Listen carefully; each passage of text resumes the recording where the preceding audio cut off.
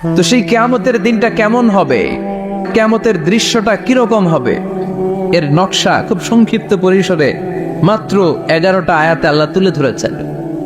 আপনি মনোযোগ দিয়ে কানগুলো খরগোশের মতো খাড়া করে যদি কথাগুলো শুনেন, আপনার মনে হবে আপনি এখানে বসে কিয়ামত চোখে লাইভ দেখতেছেন। লাইভ আল্লাহ এমন ভাবে বলেছে, সুবহানাল্লাহ পড়েন। তা আসুন আমরা সরাসরি কিয়ামতকে দেখে আসি। আসলে কিয়ামতটা কেমন বর্ণনা করছেন কে? আল্লাহ। সূরার নাম হচ্ছে সূরাতুল কারিয়া। কি নাম? আসুন আমরা এই সূরার আলোকে দেখার চেষ্টা করি যে কিয়ামতটা কিরকম হবে। আল্লাহ একটা শব্দকে এই সূরার শুরুতে 3 বার উল্লেখ করে আমাদের দৃষ্টি আকর্ষণ করেছেন। আল্লাহ tried to draw our attention by mentioning 3 times a word, and that is al-qari'a. al-qari'a শব্দটাকে তিনি 3 বার উল্লেখ করে আমাদের দৃষ্টি আকর্ষণ করেছেন। একটা শব্দ 3 বার বললে মানুষের দৃষ্টি আকর্ষিত হয় না? যেহেতু এটা আরব দেশে নাজিল হয়েছে, আবার মক্কায়, মক্কার লোকেরা আরবি বোঝে, তাদেরকে প্রথম বলা হলো আল কারিয়া। তারা ফিরে তাকালো, কি আল কারিয়া? আবার বলা হলো মাল কারিয়া, কি মাল কারিয়া? আবার বলা হলো ওমা আদরাকা মাল কারিয়া। আবার তারা ফিরে তাকালো। দৃষ্টি আকর্ষণের জন্য আল্লাহ তাআলা 3 বার এই শব্দটা বলেছেন। এজন্য এই শব্দের একটা সিগনিফিকেন্স, একটা গুরুত্ব, অর্থবহ একটা মানদণ্ড আছে না নাই? আল কারিয়া শব্দের অর্থ হচ্ছে বিকট আওয়াজ। আল কারিয়া মানে কি? কথা বলেন, আরো জোরে বলেন। বিকট আওয়াজ। এই বিকট আওয়াজটা তৈরি করার জন্য আল্লাহ তাআলা একজন ফেরেশতা তৈরি করেছেন, যার নাম হচ্ছে ইসরাফিল। নাম কি? আমাদের মধ্যে অনেকের নাম কিন্তু আমরা ইসরাফিল রাখি, তাই না? ইসরাফিল আছে না নাই? আজরাইল কিন্তু রাখে না, কেউ ডরে। কেন রাখে না? ভয় পায়। কিন্তু ইসরাফিল আছে, আমার পরিচিত অনেকে আছে ইসরাফিল। তো এই ফেরেশতার পা হচ্ছে জমিনের নিচে, মাথা হচ্ছে আকাশের উপরে। এই ফেরেশতার কাজ হচ্ছে ওই বিকট শব্দ তৈরি করা। উনি একটা সাইরেনের মধ্যে ফু দিবেন, হুইসেল দিবেন, ট্রাম্পেট। ওই ট্রাম্পিটে, ওই সাইরেনে, ওই হুইসেলে ফু দিলেই শুরু হয়ে যাবে আল কারিয়া। মাল ওমা আদরাকা মাল। এই ফেরেশতার দায়িত্বই হচ্ছে ওই বাঁশির মধ্যে ফু দেয়া। হুইসেল, সাইরেন, ট্রাম্পিট, আরবিতে এটাকে বলা হয় আসসুর। ইযা নুফিখা ফিস সূরি নাফখা ওয়াহিদা। যখন তিনি ওই সিংহে একটা ফু দিবেন, সব লন্ডভন্ড হয়ে যাবে, কিচ্ছু খুঁজে পাওয়া যাবে না। আল্লাহ ওনাকে তৈরি করেছেন শুধু এই হুইসেলের মধ্যে, বাঁশির মধ্যে 3টা ফু দেওয়ার জন্য। কয়টা? উনি সৃষ্টির শুরু থেকেই এই বাঁশিটাকে 2 ঠোঁটের মাঝখানে রেখে আল্লাহর আরশের দিকে তাকিয়ে আছে, and just waiting for the green signal. আল্লাহর পক্ষ থেকে সবুজ সংকেতের অপেক্ষায়। যখনই আল্লাহর অর্ডার করবে, তখনই শুরু হয়ে যাবে আল কারিয়া। মাল ওমা আদরাকা মাল। সৃষ্টির শুরু থেকেই ইসরাফিল ফেরেশতা বিশাল সিংহাটাকে 2 ঠোঁটের মাঝখানে করে আরশের দিকে তাকিয়ে আছে, কখন আল্লাহ অর্ডার দিবে।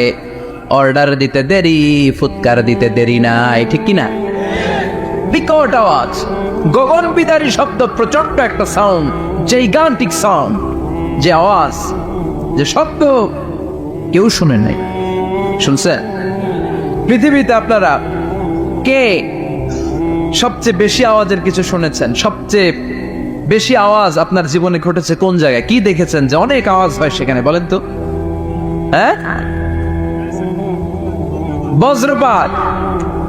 বজ্রপাতের আওয়াজ আপনি শুনেছেন, বিকট আওয়াজ, তাই না? বজ্রপাতকে আঞ্চলিক ভাষা আপনারা কি বলেন? ঠেড়া। হ্যাঁ, ঠেড়া। ঠেড়া অনেক জায়গাতেই বলে ঠেড়া। নোয়াখালীতে বলে ঠেড়া হচ্ছে, এতের উপরে আল্লাহ ঠেড়া হচ্ছে, আছে না নাই? তো এই যে ঠেড়া, বজ্রপাত, ইংরেজিতে বলে থান্ডার। আসলে এটার আওয়াজ বড় ভয়ঙ্কর, প্রচন্ড আওয়াজ।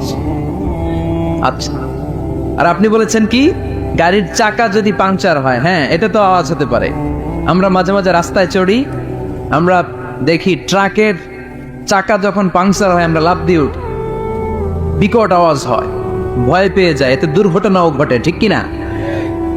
আচ্ছা, 1 নম্বরে পেলাম ঠেড়া, বজ্রপাত। 2 নম্বরে পেলাম ট্রাকের টায়ার পাংচার হলে। আর কে কি আওয়াজ শুনেছেন জীবনে? ভয়ঙ্কর আওয়াজ। কি করলে ভয়ঙ্কর আওয়াজ হয় বলেন? হ্যাঁ, কি করলে? ও ট্রান্সফরমার, ইলেকট্রিক্যাল ট্রান্সফরমার যদি ব্রাস্ট হয়ে যায় আওয়াজ আছে না? নেই, পাওয়া গেল আরেকটা। আর কি আওয়াজ আছে? ককটেল মারলে, গ্রেনেড হামলা, বোমা মারলে, সিলিন্ডার ব্রাস্ট হইলে। আর আছে? হ্যাঁ, হাই স্কুলে দপ্তরে যখন ঘন্টার মধ্যে বেল বাজায় আওয়াজ আছে না? নেই, হাতুড়ি দিয়ে লোহার মধ্যে বাড়ি মারলে আওয়াজ আছে না? নেই। এগুলো হচ্ছে আমাদের ক্যাপাসিটিতে, হিউম্যান ক্যাপাসিটিতে আমাদের দেখা সবচেয়ে বড় আওয়াজ। কিয়ামতের দিন যে হবে আল কারিয়া, এই আল কারিয়ার আওয়াজ কি এই আওয়াজগুলোর মতো? চিল্লায় বলেন এই আওয়াজের মতো? এজন্য আল্লাহ বললেন আল কারিয়াতু মাল কারিয়াতু ওয়া মা আদরাকা মাল কারিয়া। সে আওয়াজটা ভয়ঙ্কর আওয়াজ। এটা বজ্রপাতের মতো না, এটা ট্রাকের টায়ার পাংচার হলে যে আওয়াজ হয় ওই আওয়াজের মতো না, গ্যাসের সিলিন্ডার ব্রাস্ট হয়ে গেলে যে আওয়াজ হয় ওই আওয়াজের মতো না, প্রাইমারি স্কুলে দপ্তরে যখন ছুটির ঘন্টা বাজায় ওই আওয়াজের মতো না। ওই আওয়াজটা এমন আওয়াজ, ওই আওয়াজ পৃথিবীর কেউ শোনে নাই। সেটার নাম হচ্ছে আল কারিয়া মাল ওমা আদরাকা মাল। বিকট আওয়াজ, বিকট ভয়ঙ্কর ট্রাম্পিট। এই সাইরেনে ফু দেয়া হবে, প্রথম ফু দেওয়ার সাথে সাথেই লন্ডভন্ড হয়ে যাবে। এই ইসরাফিলকে তৈরি করা হয়েছে শুধুমাত্র কেবলমাত্র 3টা ফু দেওয়ার জন্য। চিল্লায় বলতে হবে কয়টা? এই ফেরেশতার আর কোনো কাজ নাই। তার আর কোনো কাজ আছে? ঠিক যে মুহূর্তে, এখন আমার ঘড়িতে বাজে 9:50, রাত 9:50, ঠিক এই মুহূর্তে যখন আমরা তাফসীর শুনছি, ঠিক এই মুহূর্তেও ইসরাফিল ফেরেশতা সিংহাটাকে 2 ঠোঁটের মধ্যে লাগিয়ে আল্লাহর আরশের দিকে তাকিয়ে আছে। ওই যে সৃষ্টি শুরু থেকে তাকিয়ে আছে, আজ অবধি তাকিয়ে আছে। যখনই গ্রিন সিগন্যাল আসবে মুহূর্তেই শুরু হয়ে যাবে আল কারিয়া মাল ওয়া মা আদরাকা মাল। আল্লাহ বললেন সে আওয়াজটা হবে বড্ড ভয়ঙ্কর। প্রথম ফুৎকার যখন দেয়া হবে এটারে বলে নাফখাতুল ফাজা। দুনিয়ার সব মানুষগুলো অবাক হয়ে যাবে, পুরো পৃথিবীটা কেঁপে উঠবে, পৃথিবীর বিল্ডিং গুলো দুমড়ে মুচড়ে পড়বে, পৃথিবীর বড় বড় যত পাহাড়গুলো আছে তুলার মতো বাতাসে পাহাড়গুলো তুলিত হতে থাকবে। আল্লাহু আকবার। আল্লাহ বললেন ইয়াউমা ইয়াকুনুন নাসু কাল ফারাশিল মাবথুস ওয়া তাকুনুল জিবালু কাল আহিনিল মানফুশ। সেদিন মানুষগুলো বিক্ষিপ্ত পতঙ্গের মতো নিক্ষিপ্ত হবে যখন আল কারিয়া, এই বিকট আওয়াজটা হবে। শুনতেছেন? মনোযোগ আছে? কথা বুঝতে সমস্যা হচ্ছে না তো? 3টা ফুৎকার। কয়টা? প্রথম ফুৎকার দেওয়ার সাথে সাথে মানুষগুলো বিক্ষিপ্ত পতঙ্গের মতো নিক্ষিপ্ত হবে। এই যে আরামসে বসে আছি, তখন আর বসে থাকা যাবে না। কে ধাক্কা খেয়ে কই চলে যাব টেরই পাওয়া যাবে না। আমরা যে বসে আছি এর কারণ হচ্ছে গ্র্যাভিটেশনাল একটা ল আছে, পাওয়ার। এটারে বাংলায় বলে মাধ্যাকর্ষণ শক্তি। কি শক্তি? কথা বলেন।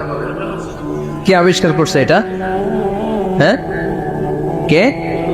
বিজ্ঞানী নিউটন, আইজাক নিউটন আবিষ্কার করেছে। আপেলকে সে নিচে পড়তে দেখে গবেষণা করে পেয়েছে গ্র্যাভিটেশনাল পাওয়ার। ওইটা থাকার কারণে পৃথিবীর সেন্টার সবকিছুকে নিচের দিকে টানে, নিজের দিকে টানে, ফলে আমরা বসে আছি। কিন্তু এই মাধ্যাকর্ষণ শক্তির বাইরে যদি আমরা আকাশে উঠে যাই, আর কিন্তু কোনো টানাটানি নাই, আপনি শূন্যে ভেসে থাকবেন। নভোচারীরা মহাশূন্যে যে ভেসে থাকে, কিয়ামতের এই ধাক্কার ভাইব্রেশন যখন শুরু হয়ে যাবে, পুরো পৃথিবীটা মুহূর্তের মধ্যে কেঁপে উঠবে। এমন কম্পন, এমন আওয়াজ পৃথিবীবাসী এর আগে আর শোনে নাই। একটা ধাক্কার চোটে মানুষগুলো ছিটকে কে যেন কই পড়ে যাবে, কেউ টের পাবে না। কে কই চলে গেছে হিসাব নাই। সব থাকবে ওইটাই, সব থাকবে না। কেউ থাকবে টয়লেটে, কেউ থাকবে ঘুমে, কেউ থাকবে বাজারে, থাকবে ওই যে লন্ডভন্ড হয়ে যাবে, হিসাব নাই। কে যে কোথায় ছিটকে পড়বো আমরা জানি না। বিক্ষিপ্ত পতঙ্গের মতো আমরা নিক্ষিপ্ত হব। শীতকালে আমার দেশের ছেলেরা রাত্রেবেলা ব্যাডমিন্টন খেলে, র্যাকেট খেলে না? খেলে তো ওরা বাঁশ গেড়ে দেয় ক্ষেতের মাঝখানে। কি গাড়ে? এরপরে বাঁশের মধ্যে লাগায় কি? লাইট।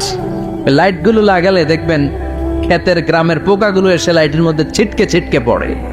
আমাদের অবস্থায় পোকার মতো হবে তখন। আল্লাহ সেটাই বললেন, ইয়াউমা ইয়াকুনুন নাসু কাল ফারাশিল মাবথুস, বিক্ষিপ্ত পতঙ্গের মতো মানুষগুলো নিক্ষিপ্ত হবে। ওয়া তাকুনুল জিবালু কাল আহিনিল মানফুশ, তুলাকে যখন পিটানো হয়, ধ্বনিত করা হয়, দেখবেন তুলার ছোট ছোট কণা বাতাসের মধ্যে ভাসতে থাকে। ফু মারলে আরো দূরে যায়, আরো বাতাস আসলে উড়ে উড়ে যে কোথায় চলে যায় টের পাওয়া যায় না। সুবহানাল্লাহ।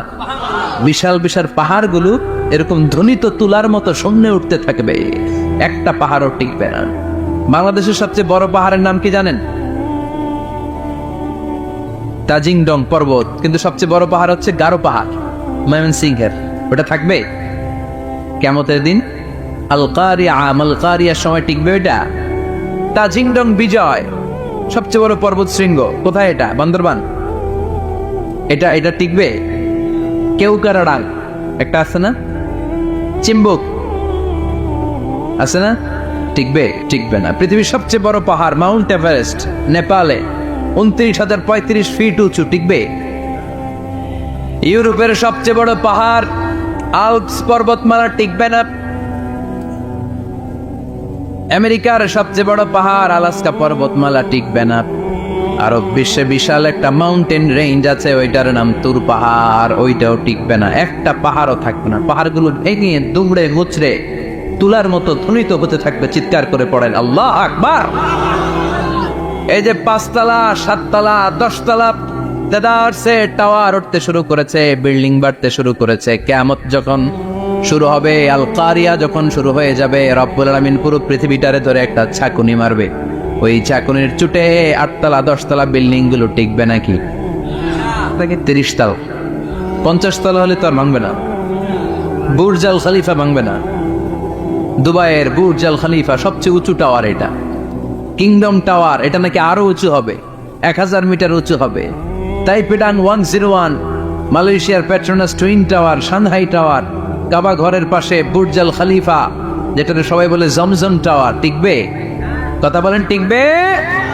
আল্লাহ বললেন, ইদা জুলজিলাতিল আরদু জিলজালাহা ওয়া আখরাজাতিল আরদু আসকালাহা ইদা রুজ্জাতিল আরদু রাজ্জান ওয়া বুসাতিল জিবালু বাসসা। সেদিন পৃথিবীটারে কাঁপিয়ে দেয়া হবে, পুরো পৃথিবী নড়ে চড়ে উঠবে, টাওয়ারগুলো ভেঙে খান খান, পাহাড়গুলো ভেঙে দুমড়ে মুচড়ে যাবে, মানুষগুলো বিক্ষিপ্ত পতঙ্গের মতো নিক্ষিপ্ত হবে। সাগরের পানির মাঝখানে দাউ দাউ দাউ দাউ দাউ দাউ করে আগুন জ্বলতে শুরু করে দিবে। আল্লাহু আকবার। নকশা এঁকে দিছেন আল্লাহ, নকশা এঁকে দিছে না?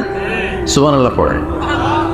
আবার আল্লাহ বললেন, ফাইদা বারিকাল বাসারু ওয়া খাসাফাল কমারু ওয়া জুমিআশ শামসু ওয়াল কমার ইয়াকুলুল ইনসানু আইনাল মাফার।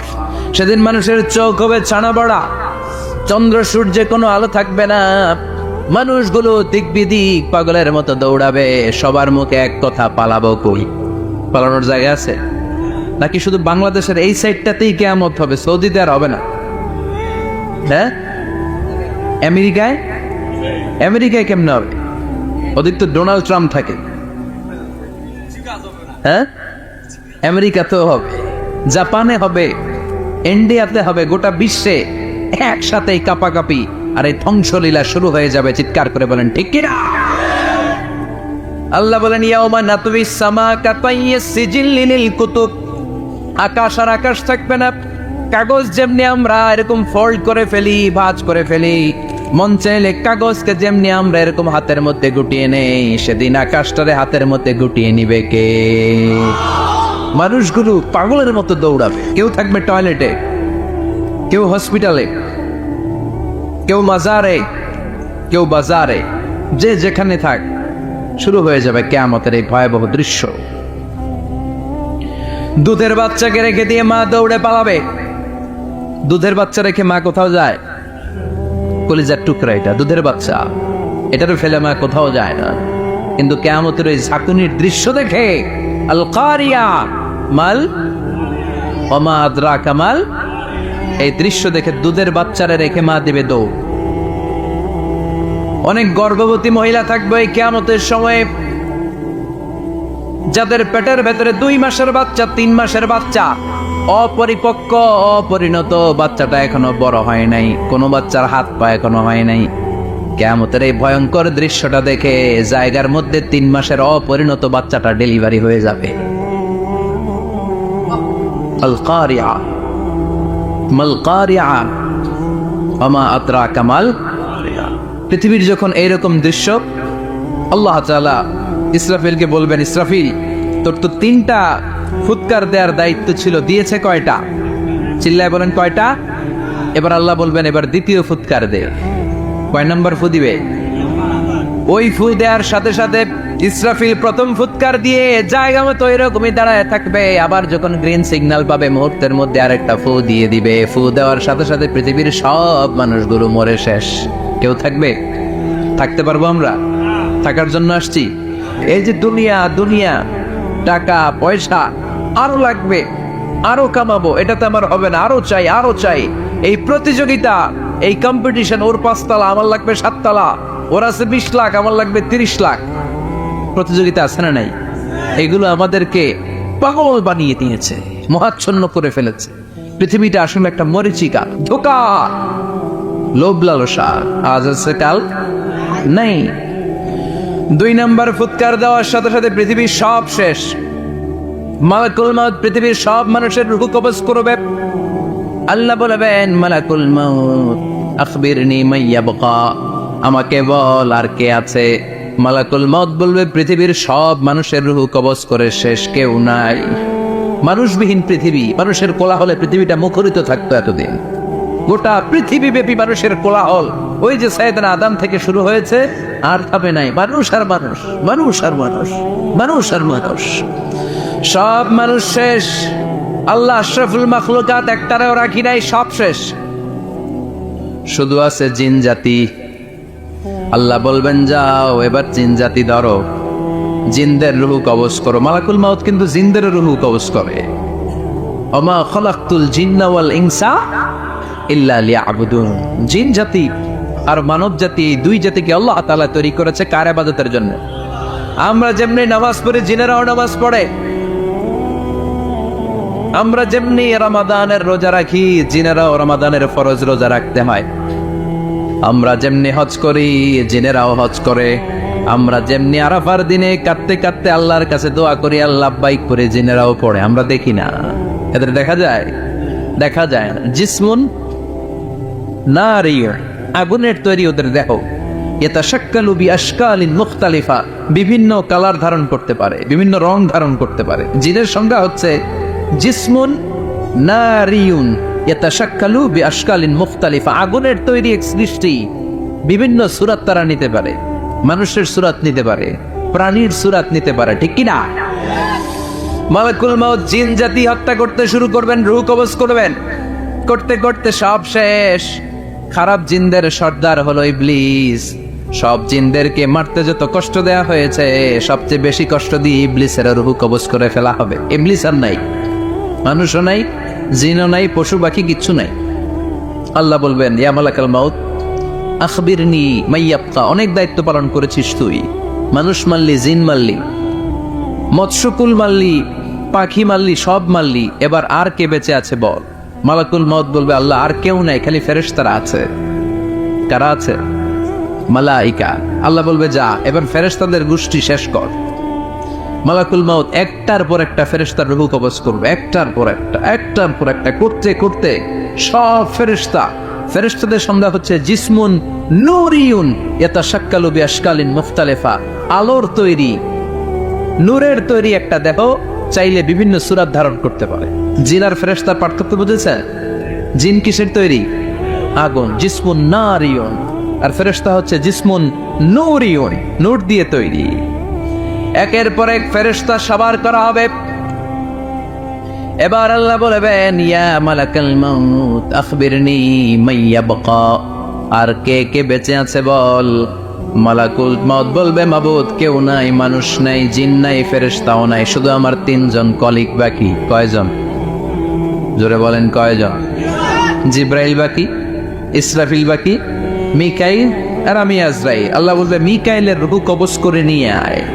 যে মিকাইল আমার আদেশে পৃথিবীতে বৃষ্টি ঝরাতো, আমার আদেশে ক্ষেত খামারে ফসলের ব্যবস্থা করে দিত, আমার আদেশে মানুষের রিজিকের হিসাব রাখতো, এই মিকাইলের রূহ কবজ করে নিয়ে আয়। এক নাম্বার কলিগ শেষ। কলিগ বুঝেন তো? সহকর্মী। কলিগ মানে কি? সহকর্মী। এক নাম্বার কলিগ নাই। আল্লাহ বলবে যা এবার ইসরাফিলের রূহ কবজ কর। ইসরাফিল ফেরেশতা তখনও আল্লাহর আরশের দিকে ঠোঁটের মাঝখানে বিশাল সিংহাটা নিয়ে তাকিয়ে আছে। ওই মুহূর্তে মালাকুল মাউত যে সালাম দিয়ে রূহটা কবজ করে ফেলবে। ইসরাফিলও নাই। ইসরাফিলও নাই। আল্লাহ বলবে যা দুনিয়ার সব নবীদের কাছে ওহী দিয়ে, কোরআন দিয়ে, ইনজিল দিয়ে, তাওরাত দিয়ে, জাবুর দিয়ে আমি যেই ফেরেশতারাটারে পাঠাতাম, ওই রূহুল আমিন জিব্রাইলের রূহটাও কবজ করে নিয়ে আয়। জিব্রাইলের রূহ কবজ হয়ে যাবে। এবার তিনজন কলিগই শেষ। আছে কেউ? আছে? এবার আল্লাহ বলবে ইয়া মালাকাল মাউত, হে মৃত্যুর ফেরেশতা, আখবিরনি মাইয়াবকা, মহাবিশ্বে আর কে কে আছে বল। আজরাইল বলবে কেউ নাই, মানুষ নাই, জিন নাই, ফেরেশতা নাই, আমার কলিগরাও নাই, আমি বড় একা। এখন আমি একা হয়ে গেছি।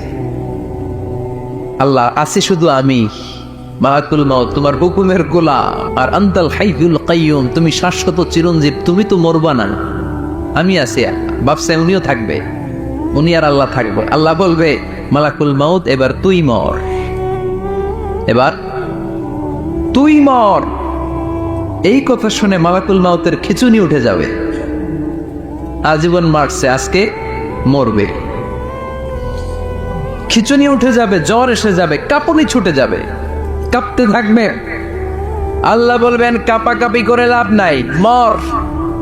মালাকুল মাউত বলবে মাবুদ এইটা আবার কেমন কথা? সবাই রে আমি মারলাম, আমি মরুম কেন? আমি না মারছি, আমি না মেরেছি, আমি মরবো কেন? আল্লাহ বলবেন কথা নাই, মর। ও আল্লাহ আমি কেন মরবো? আমি না দুনিয়ার সবাই রে মারলাম। আল্লাহ বলবেন কুল্লু নাফসিন যায়িকাতুল মাউত, পৃথিবীর প্রতিটা আত্মারে মৃত্যুর স্বাদ নিতে হবে রে মালাকুল মাউত, তুইও মরবি, মর। কাঁপতে কাঁপতে আল্লাহ বলবে জান্নাত আর জাহান্নামের মাঝ বরাবর যে দাঁড়া। মালাকুল মাউত দাঁড়াবে। এই দৃশ্য দেখার মতো তখন কেউ থাকবে না। থাকবে? কেউ নাই। মালাকুল মাউত কাঁপতে কাঁপতে আল্লাহ বলবেন কেঁপে লাভ নাই, কেঁদে লাভ নাই, মরতে তোকে হবেই। Everyone has to take the test of death, সবাইকে মৃত্যুর স্বাদ আস্বাদন করতে হবে। মরে যা, মুত ইয়া মালাকাল মাউত। আল্লাহ বলবেন ও মৃত্যুর ফেরেশতা মর, মুত ইয়া মালাকাল মাউত। বলার সাথে সাথে যে ফেরেশতার হাতে আমাদের সবার রূহ চলে গিয়েছিল, ওই ফেরেশতা চিৎকার মেরে জান্নাত এবং জাহান্নামের মাঝখানে বেহুশ হয়ে পড়ে যাবে। শেষ। মালাকুল মাউতের কিচ্ছা খতম, উনিও নাই। এবার ডানে বায়ে, সামনে পেছনে, উপরে নিচে কেউ আছে? একজন ছাড়া, তিনি কে? কুল্লু মান আলাইহা ফানি ওয়া ইয়াবকা ওয়াজহু রাব্বিকা যুল জালালি ওয়াল ইকরাম ফাবিআইয়ি আলাই রাব্বিকুমা তুকাযযিবান। এই জমিনে যারা আছে সব শেষ হয়ে যাবে, একজন ছাড়া, তিনি কে? আল্লাহ তখন হুঙ্কার দিয়ে একা একাই বলবেন, একা একাই বলবেন ইয়া আরদু আইনা আশজারুকা, ও পৃথিবী তোর বড় বড় গাছগুলো কোথায়? আপনাদের নিমসারে বট গাছ আছে? কোথায় আছে বট গাছ? অনেক জায়গায় থাকে না বট গাছ বিশাল, ওইটাকে কেন্দ্র করে শিরকের আখড়া জমে ওঠে, ওইখানে মোমবাতি লাগায়, লাল সালু দেয়, নাচানাচি করে, এরকম বট গাছের আখড়া আছে নাই? আল্লাহ বলবে ইয়া আরদু, হে পৃথিবী, আইনা আশজারুকা, তোর বড় বড় গাছগুলো আজকে কোথায়? ইয়া আরদু আইনা আনহারুকি, হে পৃথিবী তোর বড় বড় নদীগুলো কই? পদ্মা নদী কই? মেঘনা নদী কই? ব্রহ্মপুত্র কই? গঙ্গা নদী কই? মিসিসিপি, মিসৌরি কই?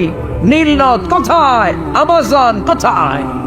6695 কিলোমিটার লম্বা, উগান্ডার ভিক্টোরিয়ার কাম্পালা থেকে এর অববাহিকা শুরু। পৃথিবীর সবচেয়ে বড় যে নদীটা নীল নদ, মিশরে এই নদটা ছিল। আমি দেখেছি, ঘুরেছি এর উপর দিয়ে অনেক।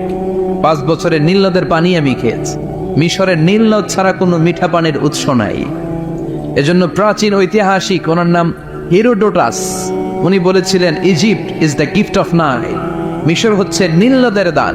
নীল নদ না থাকলে মিশরে কেউ থাকতো না। আল্লাহু আকবার পড়ো। দুইটা নদী সিদরাতুল মুনতাহা থেকে জান্নাতের কানেকশন নিয়ে পৃথিবীতে এসেছে। একটা হচ্ছে ইরাকের দজলা ফোরাত নদী, আর একটা হচ্ছে মিশরের নীল নদী। সুবহানাল্লাহ পড়বেন না? 5 বছর আমি নীল নদের পানি খেয়েছি যখন মিশরে ছিলাম। সরাসরি না, মিশরীয় সরকার পাইপলাইন দিয়ে এই পানিকে রিফাইনিং করে জনগণের জন্য পৌঁছে দেয়। এই নীল নদের নিচ দিয়ে মিশরের মেট্রো লাইন আছে, মানে ট্রেন, এটাকে বলে পাতাল ট্রেন। কি বলে? তো এটা নিচ দিয়ে, নীল নদের নিচ দিয়ে আমরা ট্রেন দিয়ে এই মাথা থেকে ওই মাথায় যেতাম, আবার ব্রিজ দিয়ে এপাশ থেকে ওপাশে যেতাম। 10টা দেশ ঘুরে এই নীল নদ, একটা সাগর আছে মেডিটেরেনিয়ান সি, মানে ভূমধ্য সাগর, ওইটার সাথে মিলিত হয়েছে। আল্লাহ সেদিন বলবেন আইনা দাইর, নীল নদ আজকে কোথায়? আইনাল আনহার, নদীগুলো কোথায়? আইনাল কুসুর, প্রাসাদগুলো কই? রাজপ্রাসাদ, টাওয়ার কোথায়? আইনাল জাবাবেরা, অত্যাচারী শাসকগুলো আজকে কোথায়? যারা ক্ষমতার চেয়ার পেলে আর নামতে চায় না, এই ডাকাতগুলো আজকে কোথায়?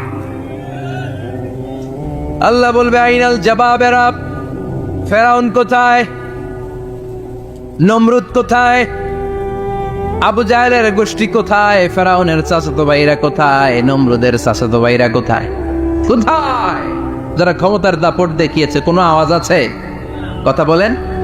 আল্লাহ বলবেন লিমানিল মুলকুল ইয়াউমা লিল্লাহিল ওয়াহিদিল কাহ্হার। লিমানিল মুলকুল ইয়াউম, আজকে ক্ষমতা কার? একটা চিৎকার দিয়ে উত্তর দেন, সেদিন ক্ষমতা কার? Who belongs the kingdom today? আল্লাহ বলবেন আজকে ক্ষমতা কার? ক্ষমতা শুধু একজনের, চিল্লায় বলেন তিনি কে? আল কারিআ মাল ওয়া মা আদরাকা মাল।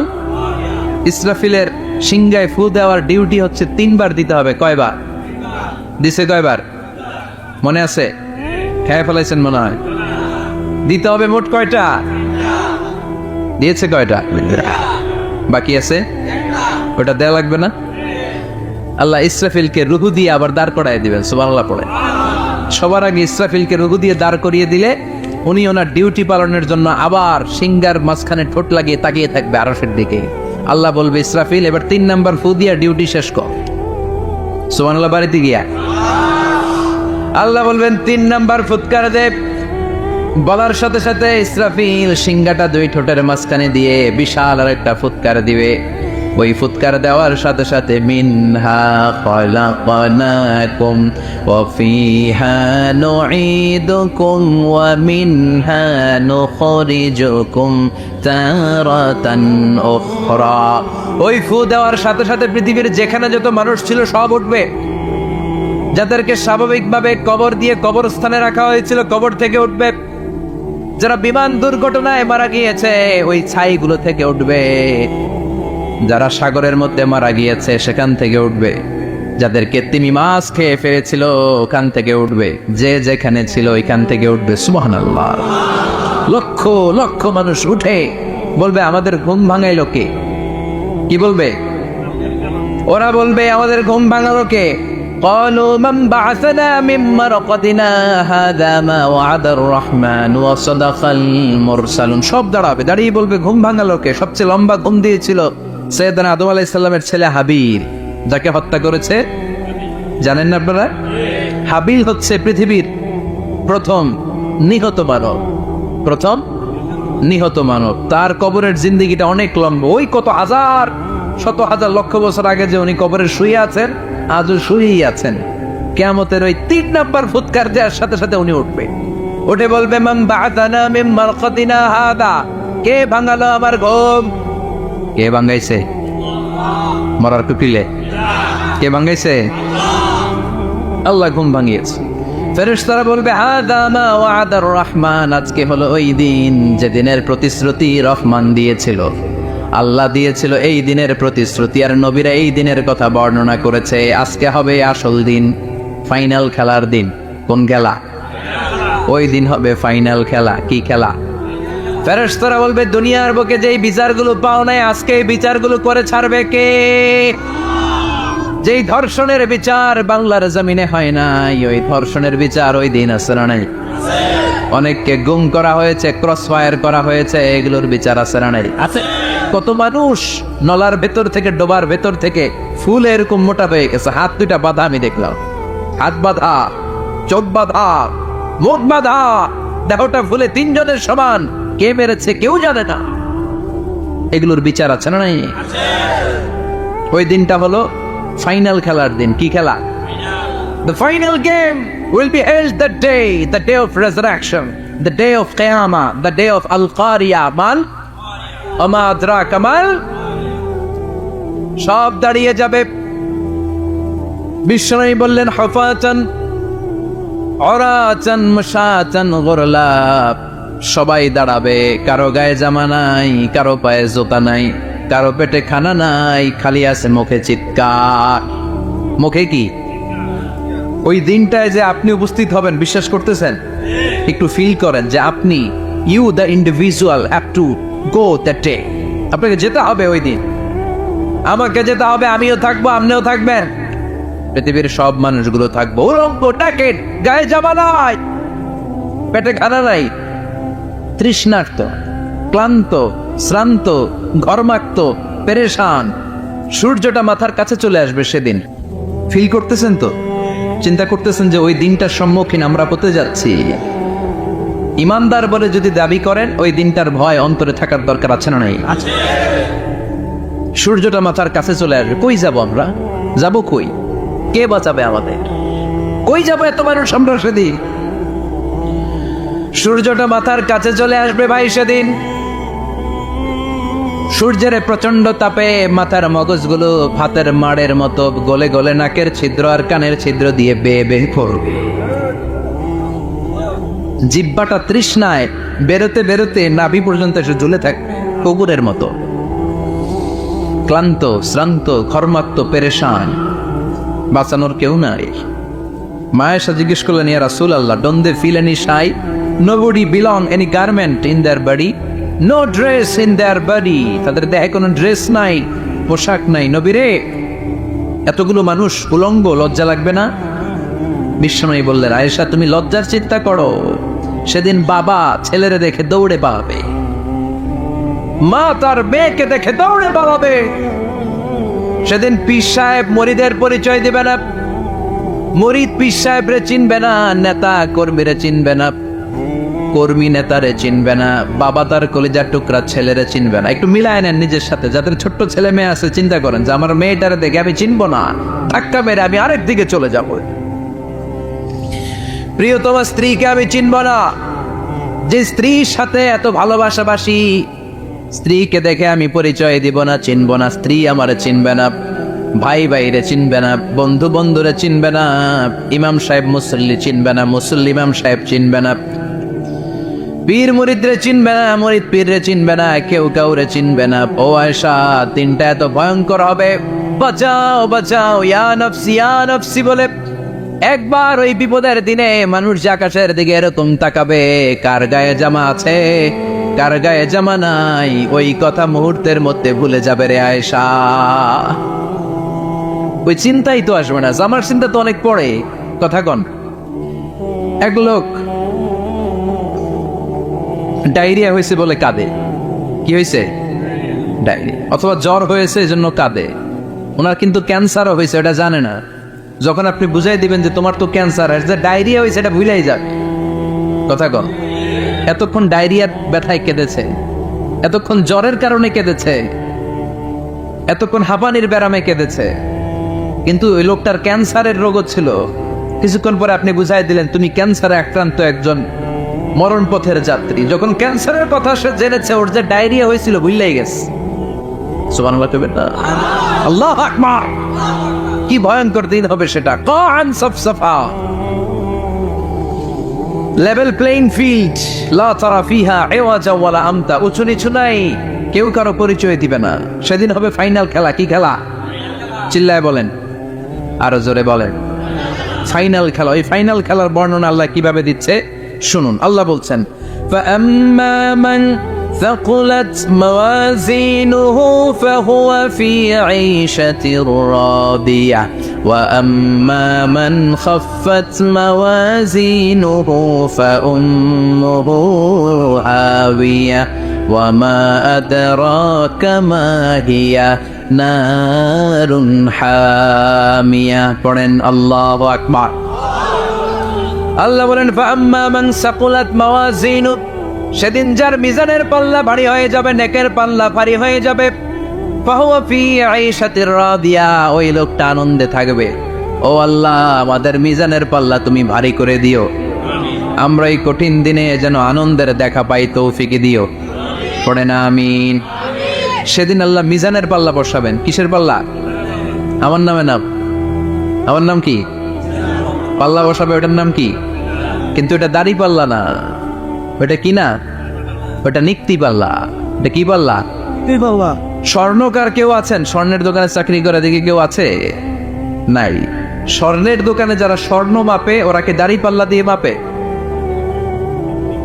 নিক্তি পাল্লা দাড়ি পাল্লা দিয়ে কি মাপে লাউ মাপে কদু মাপে ডাইল মাপে চাইল মাপে আলু মাপে পেঁয়াজ মাপে ঠিক কিনা তো দাড়ি পাল্লা দিয়ে যখন চাল মেপে দিলাম চাল সামান্য 2-4টা বেশি গেলেও আমার লস নাই আমি দোকানদার আর কম দিল যে নিতেছে তারও তেমন লস নাই কিন্তু আমি স্বর্ণের ব্যাপারী স্বর্ণ কিনতে আসছে স্বর্ণ যদি সামান্য কিছু ভুলে বেশি চলে যায় আমার ব্যবসা শেষ আর যদি কিছু রেখে দেই তাহলে ক্রেতার মারাত্মক লস ঠিক কিনা এজন্য স্বর্ণ দাড়ি পাল্লা দিয়ে মাপে না এটা মাপে নিক্তি পাল্লা দিয়ে সূক্ষ্মাতি সূক্ষ্ম ওজন করতে হয় সেখানে এক কণা স্বর্ণ বেশি হয়ে গেলে দাম বেড়ে যায় এক কণা কমে গেলে দামও কমে যায় ঠিক কিনা আল্লাহ যে মিজান আমরা বলি যে মিজানের পাল্লা এটার মিজান শব্দের বহুবচন হচ্ছে মাওয়াজিন ফাআম্মা মান সাকুলাত মাওয়াজিনু সেদিন যার মিজানের নেকের পাল্লা ভারী হয়ে যাবে ফাহুয়া ফি আইশাতির রাদিয়া তার আনন্দ আর দেখে কে সামনে থেকে এসে তাকে ডান হাতে আমলনামা দেয়া হবে ফাআম্মা মান উতিয়া কিতাবাহু বিয়ামিনিহি ফাসাউফা ইউহাসাবু হিসাবান ইয়াসীরা সেদিন যাদের মিজানের পাল্লায় নেকের পার্টটা ভারী হয়ে যাবে তাদেরকে সামনের দিক থেকে এনে ডান হাতে আমলনামা দেয়া হবে আল্লাহ সেই কঠিন দিনে আমাদের বাঁচানোর কেউ নাই তুমি আমাদের সবাই ডান হাতে আমলনামা দিয়ে দিও আমাদের হিসাবটা তুমি সহজ করে দিও পড়ে না আমিন রোজ হাসরে হে আল্লাহ আমার করোনা বিচার আল্লাহ করোনা বিচার করলে বাঁচার উপায় আছে বিষ্ণু বলেছেন মান নুকিশা উযিবা যার বিচার আল্লাহ সেদিন করবেন সেদিন তার খবর আছে তার বাঁচার কোনো সুযোগ রোজ হাসরে হে আল্লাহ আমার করোনা বিচার আল্লাহ করোনা বিচার চাহি না তব দয়া চাহি এ গুনাহগার আল্লাহ করোনা বিচার আমি জেনে শুনে জীবনে ভরে পাপ করেছি পরে এখন আশা নাই যে যাব তোরে বিচারে তোমার আল্লাহ করোনা বিচার পড়েন রোজ হাসরে হে আল্লাহ আমার করোনা বিচার আল্লাহ করোনা বিচার পড়েন আমিন পৃথিবীতে যত বিপ্লব হয়েছে রেভলিউশন যত জয় যত বড় বড় ঘটনা যত কোটা বিরোধী আন্দোলন নিরাপদ সড়কের আন্দোলন এগুলো কি বুড়া মানুষরা করতে পারে বুড়ারা দোয়া করতে পারে কি করতে পারে মুরব্বীরা দোয়া করলে কবুল করে কে কথা বলেন কবুল করে কে কিন্তু জওয়ানরা নেতৃত্ব দিতে পারে এই তামাল ছেলেদের নেতৃত্বের কারণেই যুদ্ধের কারণেই আজকে আমরা লাল সবুজের পতাকা পেয়েছি এজন্য আমি বলি যুবকরা যদি ভালো হয় ভালো থাকবে বাংলাদেশ যুবকরা যদি ইসলাম মানে ভালো থাকবে আমার এই ভূখণ্ড চিল্লায় বলেন ঠিক কিনা এজন্য ওয়াশাবুন নাশাআ ফি ইবাদাতিল্লাহ এমন যুবক যার যৌবনটা সে আল্লাহর ইবাদতে কাটিয়েছে যুবক অবস্থায় কেউ যদি ইবাদত করে বয়স হয়ে গেলে এবাদত করতে না পারলেও আমল নামায় এবাদত লিখে দিবে কে? সুবহানাল্লাহ পড়বেন না? কি এক আল্লাহ আমরা পাইছি! যুবক অবস্থায় যা করব, বৃদ্ধ অবস্থায় আল্লাহ ওইটাই লিখবে। কারণ বয়স্করা সালাত পড়তে পারে না, ফজরের সময় কোমরে ব্যথা আছে না নাই, মসজিদে যেতে পারে না, অসুস্থ, ঠান্ডা, কাশি, রোগ বালা শেষ নাই। তখন ফেরেশতারা আল্লাহ জিজ্ঞেস করে, আল্লাহ নামাজ তো পড়তে পারে না বুড়া মানুষ। আল্লাহ বলে, যৌবনকালে কি করতো দেখ। আমল নামায় দেখা গেল যৌবনকালে গান গাইতো, রূপবানে নাচে কোমর দুলাইয়া। ফেরেশতারা কয়, তোরেও পিডামু আমরা জুলাইয়া। ঠিক কি না? আল্লাহ বলবে, লেখ, যৌবনকালে যা করছে আকাম কুকাম সব লেখ। আর যারা ইবাদত করেছে আল্লাহ বলবে, দেখ তো এই বুড়া মানুষটার যৌবনকালে কি ছিল কাজ। তখন ফেরেশতারা বলবে, আল্লাহ যৌবনকালে তাফসির মাহফিলে ওর মিছিলের চোটে তাফসিরের ময়দান থারথার করে কাঁপতো। সে ইসলামের পক্ষে শক্তি ছিল, সে রাতের আধারে তাহাজ্জুদের নামাজ পড়তো। সুবহানাল্লাহ পড়েন। আল্লাহ বলবেন, যৌবনকালে যা করেছে ওইটা এখন নামাজ পড়তে না পারলেও যৌবনে যা করছে ওইটাই আমল নামায় লিখে দে। এটাকে বলে আফটার সার্ভিস অ্যাপ্রিসিয়েশনের মতো, যেটাকে বাংলাদেশে বলে কি বলে, এটাকে পেনশন স্কিম। ঠিক কিনা? 30 বছর 40 বছর গভর্নমেন্ট জব আপনি করেছেন, তো যখন চাকরি ছাড়বেন তখন আর কাজ করার সুযোগ নাই, কিন্তু গভর্নমেন্টের পক্ষ থেকে টোকেন অফ অ্যাপ্রিসিয়েশন আছে না নাই? 30 লক্ষ 40 লক্ষ টাকার একটা অ্যাপ্রিসিয়েশন আপনাকে দিবে। আল্লাহর কাছেও এরকম পেনশন আছে না নাই? ওই পেনশন পেতে চাইলে যৌবনকালটারে ইসলামের পক্ষে কাজে লাগাতে হবে। রাজি আছি না নাই? তাহাজ্জুদের সালাতে জায়নামাজ ভেজাতে হবে। রাজি আছি না নাই? যাদের হৃদয়ে আছে আল্লাহর ভয়, তারা কভু পথ ভুলে যায় না। আল্লাহর প্রেম ছাড়া এই দুনিয়ায় কারো কাছে কোনো কিছু চায় না। পড়েন, যাদের হৃদয়ে আছে আল্লাহর ভয়, তারা কভু পথ ভুলে যায় না। আল্লাহর প্রেম ছাড়া এই দুনিয়ায় কারো কাছে কোনো কিছু চায় না। রাতের আধারে যারা সেজদাতে রয়, দু চোখের স্রোতে নদী যেন বয়। রাতের আধারে যারা সেজদাতে রয়, দু চোখের স্রোতে নদী যেন বয়। ছলনার হাছানি যতই ডাকুক, ছলনার হাছানি যতই ডাকুক, পেছনে ফিরেও সে তাকায় না। যাদের হৃদয়ে আছে আল্লাহর ভয়, তারা কভু পথ ভুলে যায় না। আল্লাহর প্রেম ছাড়া এই দুনিয়ায় কারো কাছে কোনো কিছু চায় না। চিল্লায় বলেন ঠিক কিনা? এজন্য যৌবনকালে আল্লাহর ভয় অন্তরে থাকতে হবে। তাহলে বুড়া বয়সে আমলনামাটারে সওয়াব দিয়ে পূর্ণ করে দিবে কে? এজন্য যুবক ভাইয়েরা, কোনোভাবেই সময়টাকে নষ্ট করা যাবে না। পর্নোগ্রাফি, হিন্দি সিনেমা, জি বাংলা, স্টার জলসা, এগুলো কোনো মুমিন দেখতে পারে? কথা বলে, কোনো মুমিন চাইলেই মাদকের সাথে সম্পর্ক রাখতে পারে, জুলুমের সাথে সম্পর্ক রাখতে পারে, যৌতুকের সাথে সম্পর্ক রাখতে পারে, ঘুষের সাথে আমাদের কোনো সম্পর্ক থাকতে পারে না। আল্লাহ তুমি সহি সমঝ দান করো। আমরা পড়ি আমিন। আর জোরে পড়েন আমিন। ইসলামী সমাজ কল্যাণ ও যুব সমাজের উদ্যোগে প্রথম বার্ষিক তাফসীরুল কোরআনের মাহফিল, এই প্রথম না, এর আগে এখানে হয় নাই। প্রতি বছর এটা থাক, চালু থাক, কোরআনের কথা আমরা শুনতে পাই। এটা আমরা চাই কি চাই না? সবাই চান। আল্লাহ তুমি কবুল করো।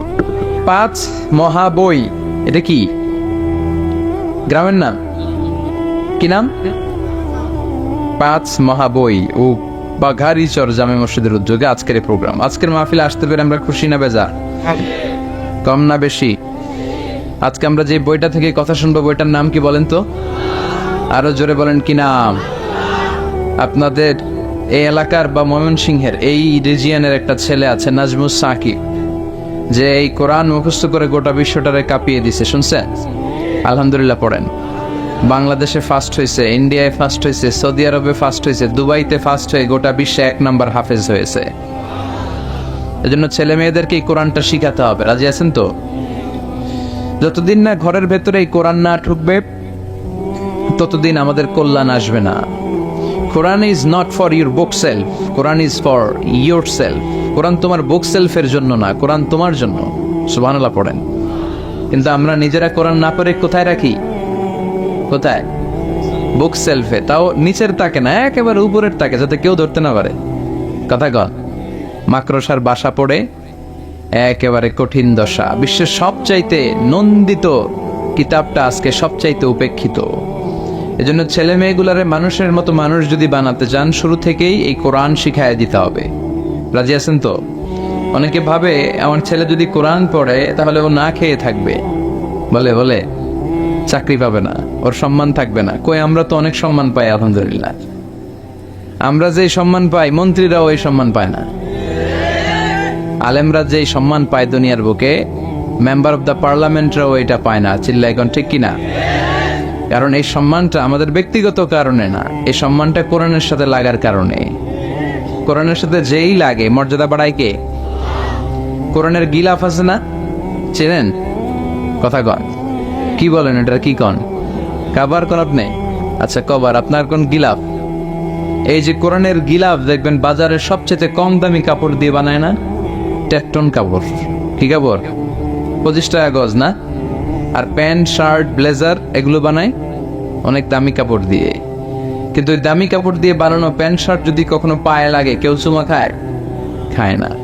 কিন্তু 25 টাকা গজের টেকটন দিয়ে যদি কোরআনের গিলাফ বানায় কেউ, ওই গিলাফ যদি কারো পায়ে লাগে, হ্যাঁ, চুমো খায়। তো 25 টাকার কাপড়ে চুমা দিলেন কেন? এত দামি কাপড়ে দিলেন না কেন? কারণ কোরআনের সাথে লেগেছে। চিল্লায় পড়েন আল্লাহু আকবার। এজন্য আপনার ছেলেরেও যদি কোরআন পড়ান তাহলে ছেলের মর্যাদা বাড়ায় দিবে কে? যারা কোরআন পড়ে তারা মেরিটোরিয়াস হয়, তারা এক্সেলেন্ট হয়। They become genius, excellent, meritorious, unparallel, super califragilistic, expialidocious. আল্লাহু আকবার। তারা ইউনিক হয়, তাদের মতো কেউ হতে পারে? কারণ কোরআন যে পড়ে সেই ছেলেটা পড়ুয়া হয়। কি হয়? কোরআনের প্রথম কথা হচ্ছে পড়ো। কোরআনের প্রথম কথা কি? আল কোরআনের প্রথম বাণী পড়ো, আল হাদিসে নবীর কথা পড়ো। আল কোরআনের প্রথম বাণী পড়ো, আল হাদিসে নবীর কথা পড়ো। পড়ে পড়ে শেখো, শিখে শিখে তুমি তোমার নিজের জীবন গড়ো। আল্লাহু আকবার। পড়বেন আর জীবন গড়বেন। এজন্য আমি বলি, teach your children the Holi Quran. The Holi Quran will teach your children everything. আপনি আপনার ছেলের শুধু কোরআনটা শিখান, কোরআন আপনার ছেলের সারা দুনিয়াটা শিখাই দিবে। এজন্য কোরআন শিখাতে রাজি আছেন তো? এমন এক কিতাব, একটা অক্ষর বললে 10টা নেকি পাওয়া যায়। পৃথিবীর আর কোনো কিতাবে পাওয়া যাবে? শ্রীমৎ ভগবত গীতা। ওম শান্তি ওম। বুদ্ধাং শরণং গচ্ছামি, ধম্মাং শরণং গচ্ছামি, নির্বাণাং পরমং সুখং, নির্বাণাং পরম শান্তি। ওম শান্তি। কয় সওয়াব? সওয়াব কয়টা? কথা কন। আর যদি বলেন আলিফ লাম মিম, সুবহানাল্লাহ কইবেন না? কি এক কিতাব আল্লাহ দিল। আলিফ লাম মিম, বিষ্ণু বললেন লা আকুলু আলিফ লাম মিম হারফুন, বাল আলিফু হারফুন, লামু হারফুন ওয়া মিমু হারফুন। সূরা বাকারার শুরুতে যে আলিফ লাম, মনে করো না 3টা মিললে এক অক্ষর, বরং আলিফ ও হারফুন। আলিফ একটা হারফ, লাম একটা হারফ, মিম একটা হারফ। আলিফ লাম মিম বললে আপনার আমলনামায় 30টা রিওয়ার্ড সওয়াব দিয়ে দিবে কে? এক একটা আয়াত পড়লে জান্নাতের বিল্ডিং এক এক তলা করে উঁচা করে দিবে কে? কিয়ামতের ময়দানে সুপারিশের ব্যবস্থা করে দিবে কে? এজন্য কোরআনের সাথে সম্পর্ক বাড়ানোর দরকার আছে না নাই? এই কিতাবটাতে কোনো ভুল আছে কি? সন্দেহ আছে?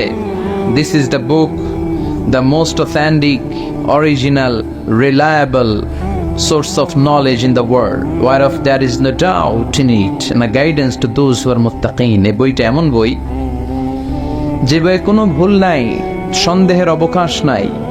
মুত্তাকিনদের জন্য গাইডলাইন করে বইটারে পাঠালো কে?